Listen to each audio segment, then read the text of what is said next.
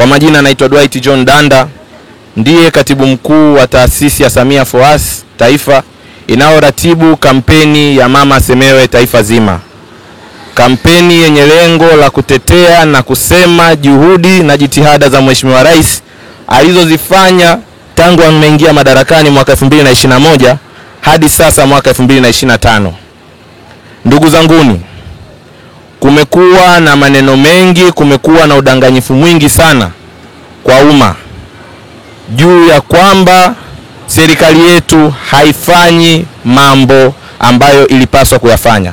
Nipo hapa leo kukanusha kauli hizo za wadanganyifu wa taifa hili, watu wenye maslahi binafsi ambao wenye pango ama malengo ya kupotosha taifa letu kwa maslahi binafsi ama maslahi mapana ya wao na familia zao na vyama vyao vya kisiasa. Mimi ndugu zanguni, kwa kifupi sana ningependa kuambia nchi hii ni kubwa sana sana sana, lakini Mheshimiwa Rais amefanya vitu vingi sana. Amefanya vitu vingi kweli kweli. Leo hii tuna miradi ambayo imetekelezwa chini ya usimamizi wake ambayo imegharimu zaidi ya trilioni 12, dola bilioni 5. Tuna mradi wa SGR, tuna mradi mkubwa wa umeme, lakini nisiongelee katika miradi hiyo peke yake. Najua watu wengi watasema hicho ndio kitu ambacho anajitetea. Mheshimiwa Rais sio mtu wa kujivunia kwenye stage ama sio mtu wa maneno mengi. Kuna vitu vingi sana ambavyo takwimu zake tunazo, na sisi kama wasomi wa nchi hii tumeamua kuungana kuhakikisha kwamba tutazitamka, na kwa mtu yeyote ambaye haamini takwimu hizo anaweza akaenda kwenye vyanzo rasmi vya takwimu hizi kupitia mitandao ya kijamii, kupitia mitandao rasmi ya kiserikali, na akapata kuona ni yapi yametekelezwa. Mheshimiwa Rais kwa kipindi cha miaka 4 ni mengi kweli amefanya, lakini napenda kuongelea tu katika swala hili. Kuna mtu mmoja juzi wakasema kwamba serikali yetu ama ilani yetu ya Chama cha Mapinduzi hatuitekelezi vile inapaswa. Mimi nataka niwaambie kitu kimoja. Mheshimiwa Rais huyu ambaye ameingia kwa kipindi cha miaka 4 sasa, tukiwa katika wiki ya mama, anatamani kumsemea kama ifuatavyo. Katika kipindi cha miaka 4 ameweza kujenga shule za sekondari katika nchi yetu takribani 1649. Jamani, tumpigieni makofi kidogo. Lakini kumbukeni, katika upande wa sekondari ameweza kujenga shule takribani 1042. Ukijumlisha kwa umoja wake unakuja kupata ni shule zilizojengwa takribani 2691 kwa kipindi kifupi cha miaka 4. Piga makofi kwa Daktari Samia jamani. Lakini ukiachana na hayo, ukijumlisha hizo shule unapata ni shule 2691. Ila kumbukeni ndugu zanguni, nchi yetu ya Tanzania ina jumla ya kata 3956. Unakuja kuangalia ongezeko ama shule zilizojengwa kwa ujumla wake zikigawanywa katika kila kata, unakuja kujua Mheshimiwa Rais kwa average ya kawaida amejenga shule kwa 60.0233 kwa kipindi kifupi cha miaka 4. Tukimpa miaka 5 atafanya nini? Ndugu zanguni, tukimpa miaka 5 atafanya nini? Mimi natamani tufungue macho yetu. Mwaka 2011 kuna nchi moja ilidanganywa sana kwa maslahi binafsi ya baadhi za familia ambazo ni big families, lakini maslahi binafsi pia ya baadhi ya watu wa ugaibuni. Wakafanya maamuzi ambayo yalikuwa ni mabovu sana. Nchi ile walikuwa wanavuna maziwa na asali kama tunavyosoma kwenye vitabu vitakatifu. Lakini leo hii nchi hiyo inaongozwa na serikali kuu mbili. Serikali moja inayotambulika kimataifa kwa jina la GNA, na serikali nyingine ambayo ni ya kigaidi inayoongozwa na Jenerali Iftar, ambayo mpaka sasa hivi tunavyoongelea wananchi wao hawana amani, wananchi wao wanakosa hata maji ya kunywa. Wakati nchi hiyo zamani watu walikuwa wanalipwa hadi mishahara. Kijana kimaliza chuo analipwa mshahara. Mimi natamani niwaambie kitu kimoja. Waliosema siasa ni mchezo mchafu hawakuwa nje ya siasa, walikuwa ndani ya siasa. Matukio mengi ya kisiasa ambayo yanamuonyesha direct mlengo ni fulani, kwa asilimia kubwa kwa intelligence ya kisiasa Marekani washaye kusema hichi kitu. ya kwamba kwa asilimia kubwa, kuna zaidi ya asilimia 90, hilo tukio uhalisia wake ukawa ni tofauti. Yani yule unayemwona wewe analengwa na anazalilishwa kwenye mitandao ya kijamii, kwa asilimia kubwa unakuta yule ndiye sio mlengwa. Mlengwa ni yule ambaye anaonekana katika scenario ile yeye ndio mtu mwema. Hizo ndio intelligence za siasa. Sasa nchi yetu imefanya vitu vingi. Pigeni makofi jamani. Sisi hatuwezi tukawaacha watu ambao hawana nia njema na taifa letu. Juzi tumemwona kiongozi mkubwa kabisa wa chama cha Chadema, wanajiita wazalendo wenyewe, ametudanganya. Tunaona direct kabisa anatudanganya, hajui hata data za mkoa wake. Anasema manispaa ama wilaya ya Kinondoni ina kata 102, wakati hizo ni kata za mkoa mzima, ambapo alipaswa hajue kabla hajaenda hata kwenye interview. Sasa just imagine mtu anaenda kwenye interview hajui hata kata za mkoa wake, anafika pale na anasoma. Lakini kwa uzuri kiongozi wetu mahiri kabisa Geoffrey Kiliba aliweza kumkosoa na kumwambia una uhakika na unachokiongea? Hii nimeongelea hili swala kwa sababu gani?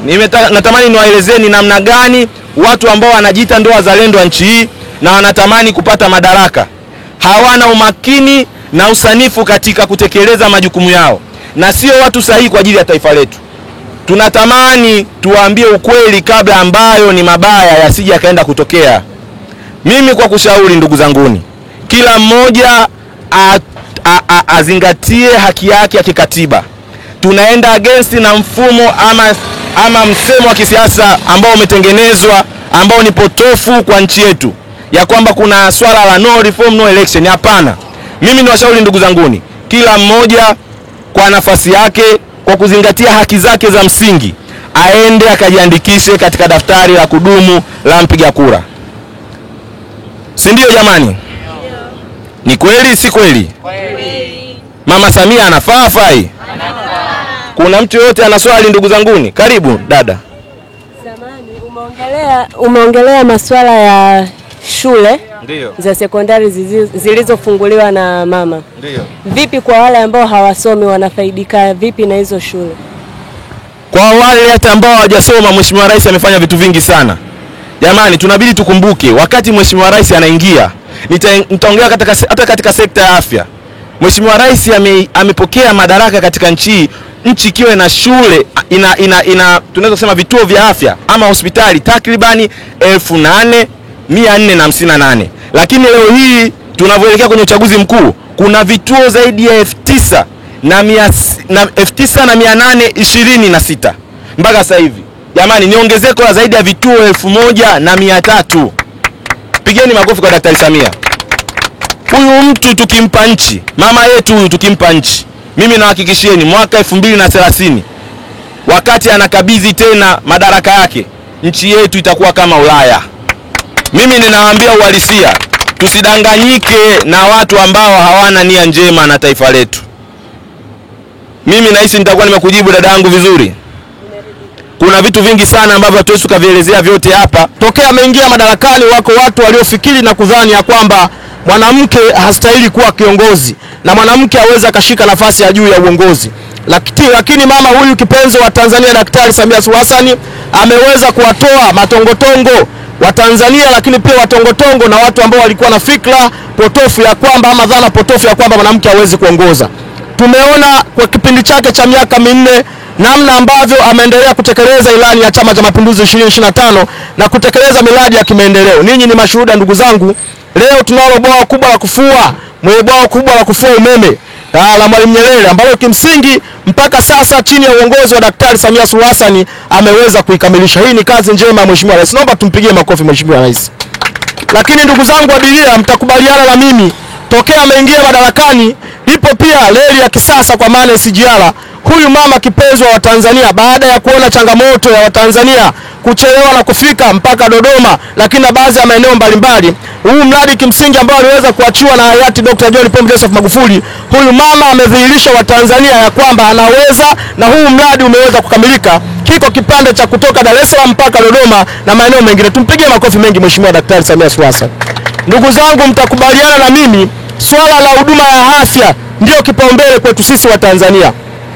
Leo tumeona tathmini ya kutosha ambayo kimsingi huyu mama amehakikisha ya kwamba kina mama tunakwenda kupungua idadi ya vifo vya kina mama pamoja na watoto pindi wanapokwenda kujifungua. Na leo huyu mama amefanikisha kupungua idadi ya vifo vya kina mama pamoja na watoto. Mpigeni makofi mengi huyu mama. Ndugu zangu, mtakubaliana na mimi pia ndugu abiria, swala zima la masuala ya usafirishaji. Leo tunazo ndege za kisasa ambazo kimsingi zinatoka Tanzania kuelekea katika mataifa mengine. Ameongeza ndege za kutosha na changamoto ya ndege hatuna hapa Tanzania ni chini ya uimara na uongozi hodari wa Daktari Samia Suluhu Hassan. Swala la maji limekuwa ni swala ambalo ni kipaumbele.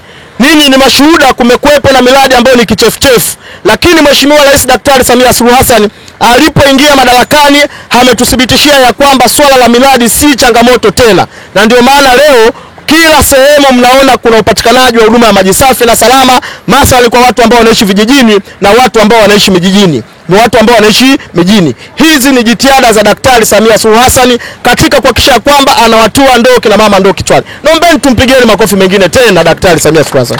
Ndugu zangu abiria, yako mengi sana ambayo ameweza kuyafanya. Miundombinu ya barabara, ninyi ni mashuhuda. Kuendelea kuimarisha demokrasia ya nchi yetu, ninyi ni mashuhuda, mama ameendelea kufanya. Lakini pia kuendelea kuimarisha diplomasia ya nchi yetu, ninyi ni mashuhuda, mama ameendelea kufanya. Kazi kubwa na njema alizozifanya, anastahili kupongezwa na anastahili kuungwa mkono na sisi wa Tanzania wote. Kwa nini watu mnatumia nguvu sana kumnadi au kumsemea Mama Samia Suluhu Hassan? Kwa sababu kiongozi bora na ambaye anafanya majukumu yake vizuri lazima huwa anaonekana bila kupigiwa yani kuongea sana anaonekana. Lakini nimeona sana watu wengi kila sehemu unaopita au unaopanda, kama leo nimebahatisha tu kupanda hii daladala, lakini nasikia kila mtu anamsemea. Kivipi yani mnamsemea ili iweje? Nashukuru dada yangu Ashura kwa kuuliza swali zuri, na mimi nataka niweke sawa ni kwamba nguvu tunayoitumia ya kueleza kazi nzuri na njema ambazo imefanya Daktari Samia Suluhu Hassan, ama tunatumia nguvu nyingi kueleza kazi nzuri na njema ambazo zimefanya Daktari Samia Suluhu Hassan. Wakati huo sisi tunatumia nguvu kubwa hizi kuzieleza jitihada za Daktari Samia Suluhu Hassan. Wako watu pia ambao pia wanatumia nguvu hii kubwa kupotosha umma ama kuadaa jitihada hizi ambazo zimefanyika chini ya uongozi wa Daktari Samia Suluhu Hassan. Kwa hiyo sisi, kwa sababu ya kuona kwamba Daktari Samia Suluhu Hassan ana maono mazuri kwa Watanzania na amefanya mambo makubwa na mambo mazuri, tukaona hapana, hatuwezi tukakubali kuwaona watu wanaendelea kuziadaa hizi jitihada za Daktari Samia Suluhu Hassan tena kwa nguvu kubwa, wengine wakutusi, wengine wakibeza katika mitandao ya kijamii na kuonesha kwamba daktari hajafanya mambo yoyote. Kwa hiyo na sisi, kwa taaluma zetu ambazo tunazo, kwa weledi wetu ambao tunao, kwa maarifa yetu ambao tunayo, tumeamua sisi kutumia nguvu zetu kuwaeleza Watanzania juu ya kazi nzuri na njema ambazo Daktari Samia Suluhu Hassan ameweza kuzifanya. Kwa hiyo nguvu tunayoitumia ndio hiyo nguvu ambayo pia na wauni wengine wa upande wa pili wanatumia kuadaa jitihada ambazo tunafanya Daktari Samia Suluhu Hassan. Asante sana. Ninapenda tu kuambia kwamba sisi kama wazalendo, sisi kama ambao tunapenda maendeleo ya taifa letu na maendeleo ya nchi yetu, Mheshimiwa Daktari Samia Suluhu Hassan ni mtu au ni mama shupavu, ni jemedari wa kusemewa, wa kuungwa mkono ili kwa ajili tuendelee kustawi katika mazingira ambayo taifa letu linatakiwa lifike. Wapo viongozi wengi wamefanya mambo makubwa, lakini tutakuwa wachoyo wa fadhila, tutakuwa sio watu wa shukrani tusipomshukuru Mheshimiwa Daktari Samia Suluhu Hassan. Ndugu zangu, katika mkoa wetu wa Dar es Salaam kuna shughuli au kuna mkakati unaendelea wa kujiandikisha katika daftari la kudumu la kupiga kura. Kama uko hapa, mama yangu, dada yangu, kaka zangu, hamjajiandikisha, tunawaomba tukajiandikishe kwenye ile daftari ili ifikapo ile muda wa uchaguzi tuweze kumchagua tena mama yetu ambaye amekuwa akitukingia kifua. Hasa sisi wanawake, jamani, sisi tutakuwa ni watu wa ajabu sana. Tutakuwa watu wa ajabu mno tusipomuunga Mheshimiwa Daktari mkono. Sisi tunatakiwa tuonyeshe, tutembee kifua mbele, kwa sababu kuna mambo ameyafanya mengi, na hayo mambo aliyofanya mengi ametufanya sisi wenyewe tujivunie nafasi yetu ya mwanamke katika jamii zetu. Jamani, sisi tunaelewana. Kwa mimi kitu ambacho naomba Tanzania wenzangu ambao tunaishi mkoa wa Dar es Salaam, tunaomba tukajiandikishe kwenye daftari la kudumu la kupiga kura. Tukishajiandikisha, ikifika ule muda wa kumchagua Mheshimiwa Rais, tunajua rais ni mmoja, yani yeye kwa nafasi yake kama mwanamke amefanya vizuri sana. Naongea kwa uchungu kwa sababu mimi ni mwanamke, naongea kwa uchungu kwa sababu nafahamu Kuna wanawake wengi wana uwezo wa kuongoza, kuna wanawake wengi wana vipaji vya kuongoza, lakini ile dhana potofu kwa mwanamke ni mtu tu wa kukaa nyumbani sio kiongozi inatudumaza. Tuwe watu wa kujipenda, mna watu wa kupenda maendeleo. Kwa hiyo tuna sababu kubwa ndugu zangu, kubwa mno ya kumchagua Mheshimiwa Daktari Samia Suluhu Hassan kwa mambo yake mengi ambayo ameyafanya. Mamangu, kuna mikopo ya kina mama iko katika kila halmashauri. Hiyo mikopo imeletwa kwa ajili yetu sisi na mheshimiwa alijua kabisa inatusaidia. Leo mamangu, unajua unaweza kwenda kwenye biashara zako, lakini unaweza ukaepukana na swala la kausha damu. Vijana tunaweza tukajikwamua kiuchumi, tukajiingiza katika mambo ya ujasiriamali, tukafanya vitu vidogo ambavyo vitatusaidia sisi baadaye. Ndio tunamsemea Mheshimiwa Daktari, ndio tunafanya hizi kazi, lakini sisi wenyewe tunatakiwa tujikwamue kiuchumi. Kina mama, vijana, wazee tunatakiwa tujikwamue kiuchumi. Kwa hiyo wale ambao walikuwa wafahamu kwamba kuna hizi pesa, tunatakiwa tufuatilie kwenye halmashauri zetu, tukaangalie namna gani ambazo tunaweza kwenda kuwa wanufaika.